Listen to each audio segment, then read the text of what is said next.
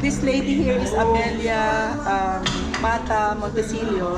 Si Amelia Mata Montesilio po, yung asawa niya ay very famous sa partner ng Sigyon Reyna law firm, Montesilio Sigyon Reyna. And you know why? Sounds familiar. Kasi po tinalo niya si Marcos sa bar examination. Si Montesilio, asawa nito.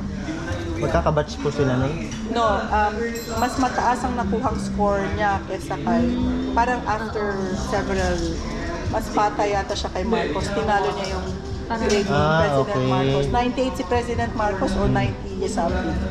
Siya mas mataas. Yung asawa niya. yung GPA. Yung sa bar. Sa bar. Result. Yung result mismo. Oo, kaya partner agad siya nila Enrile sa law firm. Si John Reyna Montesilio. Enrile ho, si Enrile ngayon? Nagpupunta po si Enrile dun sa bahay na yan dati. Si Senator Angara, doon.